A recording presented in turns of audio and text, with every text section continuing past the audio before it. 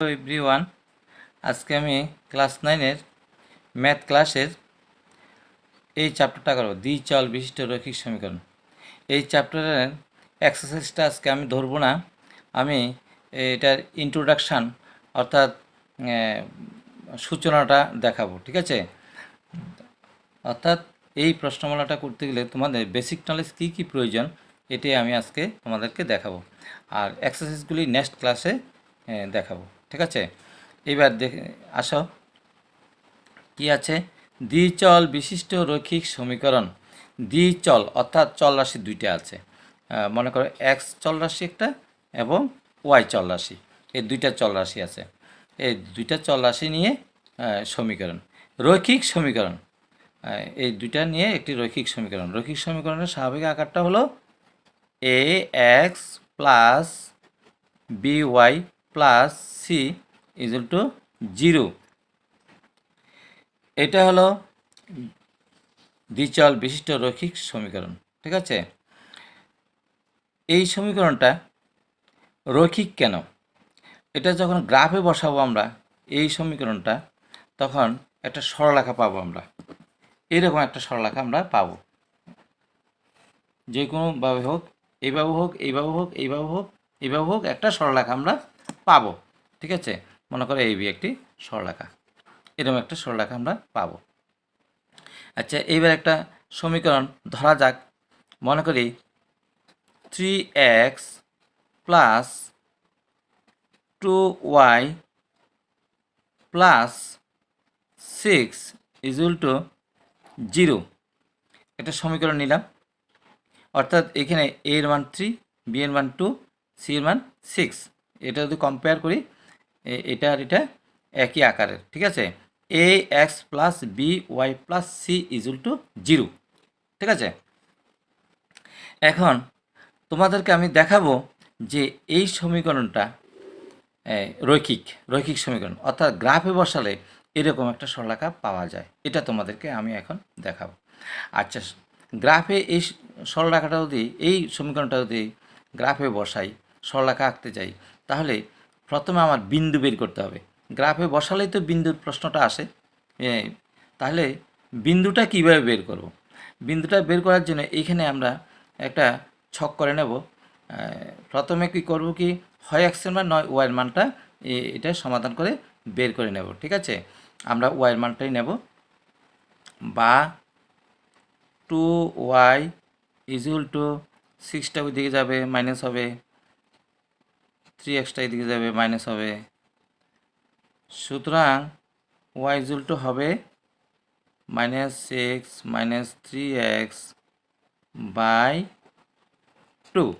এইবার এটা থেকে আমরা বিন্দু নেব। বিন্দুটা কিভাবে নেব? আমরা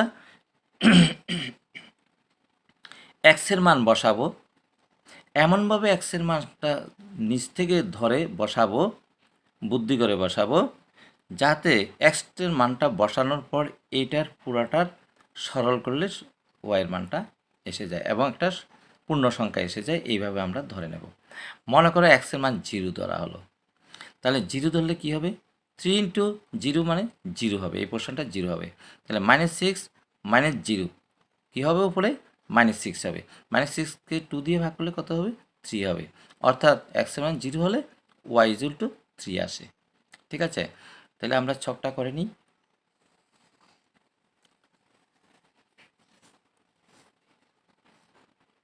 উপরে এক্স লিখব, নিচে ওয়াই লিখব।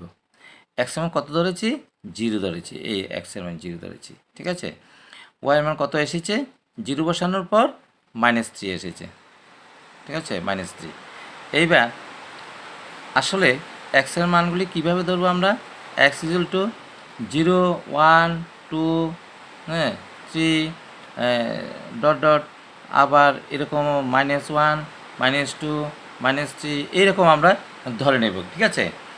মানে যেটা দিয়ে মিলে আমরা ওটাই করব। যেটা দিয়ে মিলে মানে যেই মানটা বসালে ওয়াইয়ের মানটা পূর্ণ সংখ্যা আসে সেটাই আমরা করব। এবার কি বসাবো? 0 বসিয়েছি, 1 বসিয়ে দেখি, 1 বসালে কী হবে? 3 ইন্টু 1 কত হবে? 3 হবে। তাহলে -6 -3 মানে 9, -9। তো উপরে যদি -9 হয় 2 দিয়ে ভাগ করলে ভগ্নাংশ আসবে, সুতরাং এই মানটা নেওয়া যাবে না। আচ্ছা 2 দিয়ে দেখি, 3 দুগুণে 6, -6 -6 কত হবে? -12 হবে। -12কে 2 দিয়ে ভাগ করলে -6 হবে, তাহলে এই মানটা নেওয়া যাবে, 2 নেওয়া যাবে, x এর মান 2 নেওয়া যাবে। 2 নিলে কত হবে? -6 হবে। বুঝতে পেরেছো তো? তোমরা ইচ্ছা করলে এটা আলাদা বসিয়ে সরল করে দেখতে পারো। কত ধরেছি? x এর মান কত ধরেছি? এখানে 2 ধরেছি, তখন y = কত এসেছে? y =